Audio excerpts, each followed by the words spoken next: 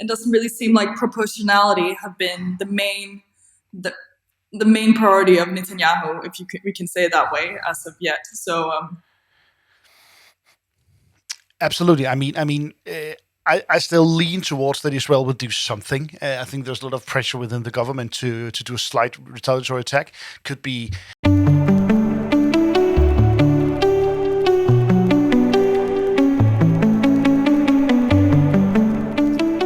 Hello out there and welcome to this week's GeoPortfolio. This is your weekly geopolitical show with all the news and analysis that matter to your portfolio.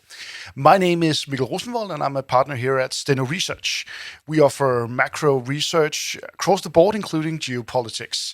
You can check out all our analysis, including our geopolitical analysis, but also our financial and investment advice on stenoresearch.com. This week we have a special offer. If you want to read more of both my content and the content of Anne, who's with me as well as all our macro content, you can sign up with a coupon code GEO30 and get 30% off your first 3 purchases. This comes on top of a free 14-day trial, so really no reason not to check out stenoresearch.com. We are very strong on crypto as well. We're looking into the Bitcoin halving, so if you want more analysis on that, our crypto analyst Mads Eberhardt is, in my opinion, the best in business for that right now. So enough on all that, and welcome to the show, Anne, live from Paris, with a brand new microphone. We'll hope that improves things a little bit. Yeah, live from the university. We've been getting some comments about my wretched sound, so I've been out getting a new mic, which could be good. It could also be detrimental, that people can actually listen to what I'm saying this time around. You never know if that's a good or bad thing, but we'll see. No, we'll have to see. So another little advertisement here before we get started with the Middle East, and that's and you put out a very, very interesting little explainer video on computer chips. Could you just put just a few words on what people can expect if they watch that? Yes, from time to time we like to dabble into some new formats. I've been looking into China quite a bit recently for people who've been watching along on the show. So I've made now a video explainer trying to give the brief history of the China-US rivalry in terms of semiconductors or computer chips, and how especially the US got their competitive advantage, especially in the high-end chips, and how China is now trying to move and pushing investments to become the next leader, especially in AI chips as well. Yeah, so people can check that out. It's only 2 minutes long, so yeah, check it out. And a lot of live footage for you. We sent you on the streets of Paris, so a really great video. We'll try and do a bit more of that type of content in the future. So happy to hear all your comments out there. Loved one comment stating. So Anne, sorry, I loved one comment stating they've sent Anne to the field. Yes, I'm really going into the trenches of the US supermarkets for the viewers, so I hope they appreciate it. Exactly. It's way better than when Tucker Carlson went into a Russian supermarket. I'll promise that much. So, and let's get on with today's agenda. Obviously, we're very much focused on what happened in Israel over the weekend. I put out my weekly Great Game editorial for free here on YouTube. You can go watch that. We'll link to that. I don't know how you've experienced this over the weekend, and for me, it was we've been building up for this Iranian strike, and then it suddenly came on Saturday.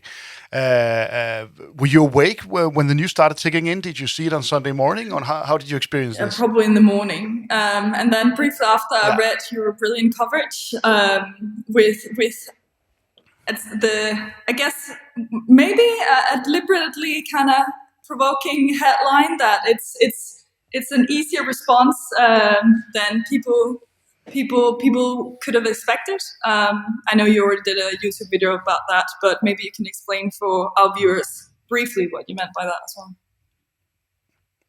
Yeah, absolutely. So my point is this was an attack that was large in scale, that seemed really large and extensive, but relatively harmless in effect. So we have, as of now, I think my slide here says no casualties. I believe we have 1 casualty, but very, very, very few casualties compared to the enormous hundreds of drones and missiles being thrown at Israel. This type of attack is based on what Russia has been doing a lot in Ukraine, in smaller scale, but still the same type of attack. Ukraine usually shoots down 50-60% of those. But Iran must have expected Israel to have much better success rate at that. Israel has the best missile and drone defense in the world, perhaps. And they kind of knew this attack was coming. And the third point, the attack had to cross across Syria, Iraq, Jordan, Saudi Arabia to get to Israel. So Israel had optimal conditions to shoot down all these missiles and drones. And Iran must have known this. So I think Iran had expected a shoot down rate of maybe 95%. It ended up being 99%.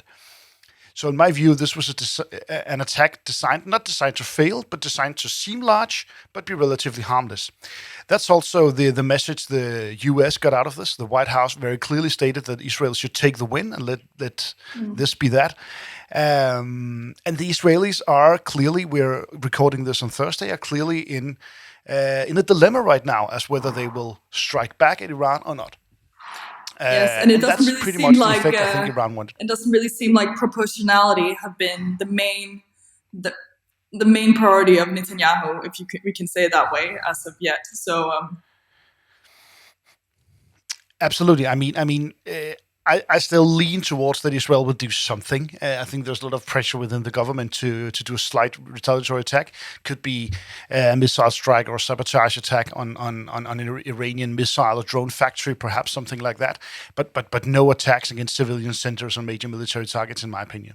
So check out my great game article where we delve a lot more into this. We also cover some of the recent developments in the Red Sea crisis, just to touch a little bit on that, because it's very, very relevant for people's portfolios out there. We are still at almost zero traffic through the Red Sea Suez Canal route, which comes on top of very, very limited capacity in the Panama Canal. So this is heavily affecting global shipping and global capacity for shipping. And we are seeing backlogs of goods waiting to be shipped mainly from Asia to Europe. Newest developments is that the US are reported to have offered to take the Houthi movement off the US terror list. And this is quite remarkable, Anne, because this was one of President Biden's first moves when he went into his first foreign policy moves when he took over office, was to reinstate the Houthis on the terror list back in 2021. And to remove someone from the terror list as part of a negotiation. I mean, it's not because the Houthis have suddenly started and are being released on good behavior here. It's a hard bargain, this, and that is quite controversial, I think, for the US to do that. I mean, they wouldn't do that with Al Qaeda or Taliban as part of a negotiation process. They're basically telling us that this terror list is for sale. And that is quite controversial. More on that in my great game video. We'll be covering that over coming weeks. I'm very much in doubt here, Anne, as to how long this crisis is going to linger. I'm hoping for some resolutions before the summer, so we can begin to have all the goods that you and I are going to receive as Christmas present or give as Christmas presents later in the year. Get all that shipped to Europe. But yeah. We'll have to see about that. I guess as long as the Israel-Hamas war keeps lingering, so will the Red Sea conflict, unfortunately, as well. Absolutely. Let me just get back to that. I mean, basically, I see two solutions: peace in Gaza and or a U.S. Houthi deal. So it looks like the U.S. is pushing both avenues or both paths right now. We'll see what comes first, essentially. So the last tab again. I know you've been looking also at the U.S. Congress over time. Right now we have, I think, the Republican leadership as well as the Democrat leadership have maybe tried to capitalize on the popular support for Israel after Saturday's attack. So they are heavily pushing for a new aid package with aid to first and foremost Israel, but also, of course, Ukraine and also a little bit for Taiwan. That's the main three areas right now the U.S. is trying to push. At the moment, they're trying to get a bill passed in the Senate that would have to go back to the House of Representatives and that. But it seems we're finally getting some movements on this, and that's very, very much needed in Ukraine, where they are beginning to really feel the ammunition shortages and weapon shortages vis-a-vis the Russians. I saw someone say that it's almost like EU and the West, the West, EU, and the US are being outproduced by North Korea right now, because North Korea is obviously providing a lot of weapons for Russia. And I mean, North Korea has a GDP slightly larger than that of Malta, so that is quite remarkable. Hopefully, this can be a first step in the direction of more support for Ukraine. But things are beginning to look a little bit bleak down there, and it's becoming a huge topic in Europe. Well, I'm quite optimistic in terms of that. Just to add a few words, especially now Speaker Mike Johnson have put his own job on the line. So that has been kind of the talk of the town in the capital this past week, is these motion to vacate the speaker, which especially Rep. Marjorie Taylor Greene have been out rattling the sables, so to speak, to get that across. But unlike his predecessor, McCarthy, I think Johnson is a better position to get these bills across, get these bills through without having to lose the speakership. One, because we are getting so close to the election now, so another round of speakership chaos would just be too good campaign materials for Democrats. And also importantly, he just got the endorsement from the most important Republican of all, Donald Trump, last week, who said that Mike Johnson is doing, quote, a very good job. So, which is the end all be all right now for the Republican Party, I guess. So I'm hopeful for absolutely Speaker Johnson's continued role, and also for Ukraine. Absolutely.